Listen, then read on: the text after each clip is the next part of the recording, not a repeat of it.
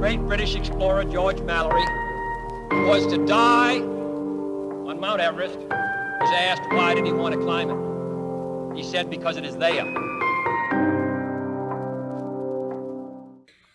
We've been fighting sex trafficking in Cambodia for 14 years. And over that time, we've made a few mistakes, maybe more than a few. But we've learned from them. And we believe that we have now a methodology that can be used to fight sex trafficking globally. Because here's the truth about the situation, right? We've spent millions of dollars fighting sex trafficking. We've deployed thousands of people. NGOs, governments have been involved. And what's the result? Human trafficking is the fastest growing crime in the world. In spite of all the effort that's been made by so many people, things are getting worse, not better. How can that be? Well, some would tell you that we need more money and we need more people, and to some extent that's true. But it's more than that. It's more than what we have, but how we use what we have. If we are going to be successful in fighting sex trafficking on a global basis, we need to take some of the lessons that I've learned where there's pockets of success, like Cambodia. The most important thing being that we fight in a holistic manner. Holistic, coordinated, and balanced efforts will result in progress. So what does that mean? What does it mean to be holistic? Well, it means to fight on 4 fronts simultaneously: prevention, rescue, restoration, and reintegration. So let's take a little look at what that means. So prevention. Prevention takes place on basically 2 levels. One is to protect the vulnerable and really reduce vulnerability. If you're in the need for food, shelter, education, a loving family, particularly a loving family, you're at risk of being trafficked. We can meet those needs and help prevent that from happening. The other side of prevention is reducing demand. And as long as men are willing to pay to have sex with children, that demand is going to be met. Now, some of that can be done through law, but honestly, to really have the big impact, it means changing men's hearts. Changing men's heart that it's no longer acceptable to purchase sex from women and children. Now, prevention is good. Rescue is necessary. Now, on a rescue, that takes place on 2 levels too. Rescue takes place as a police action by SWAT team, knocking down doors, freeing the girls. And we actually do that in Cambodia. But that's not the majority of girls. The majority of girls are not held by steel chains. The majority of girls and women are held by chains of poverty, by chains of shame, by chains of fear. And those are far more difficult to break than steel chains. And what they need is what we call assisted self-rescues. It's where we reach out to the girls and women that are in prostitution and we show them a way out, and then we lovingly take them through the process. Now, restoration is the next issue. Once you're rescued, you must be restored. And we meet the needs of restoration, which are physical, psychosocial, educational, and spiritual. By far the most difficult is psychosocial, because what these women and girls have gone through is months, sometimes years, of being raped 5 to 10 times a day. And the trauma that comes with that, the shame that comes with that, the fear that comes with that is devastating. And so a cutting-edge therapy is needed to help bring healing, but that alone never healed anyone. You know, what really needs to happen is love, unconditional love coming from caregivers combined with the therapy. That's what really makes the difference. And then finally, there's reintegration.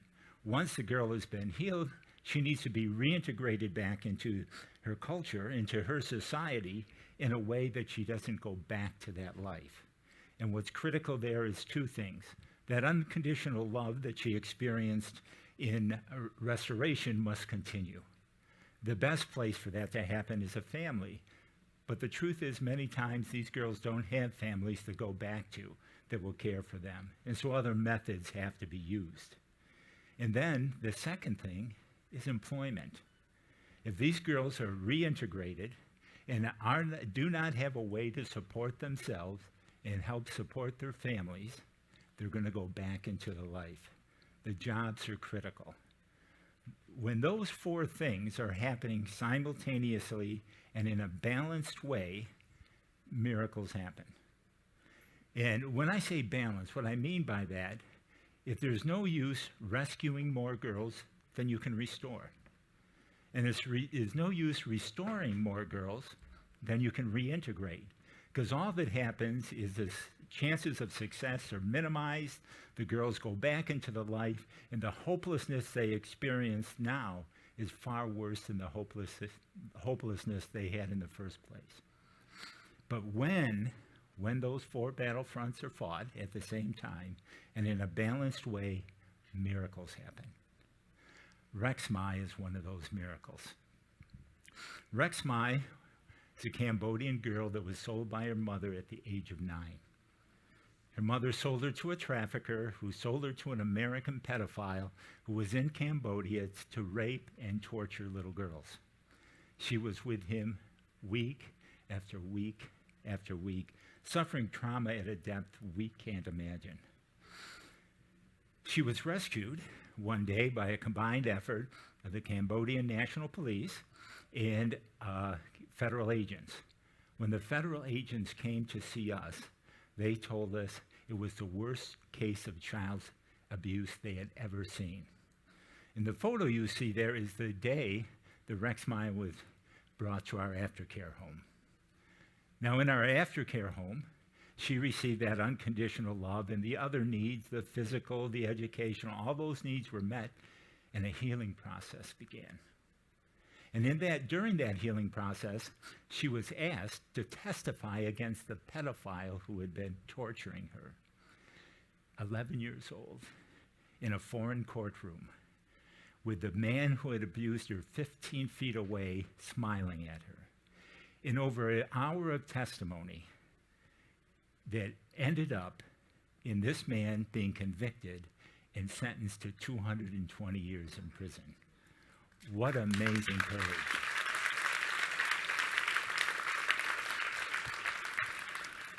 But Rex Mai wasn't done. She was reintegrated to a family here in California. And it was a loving, caring family that did great by her. And she was supported to graduate from high school, right? Graduate from cosmetology school, get a California license to be a beautician, which is amazing for a girl from her background. And gets a job, but that's not enough for her. She wants to be part of the solution, and she begins to help others by telling her story. And she's told her story to thousands of people so far and engaged people in it because she had the courage to speak up about what's happened to her. As life went on, she got to experience a different kind of love, romance.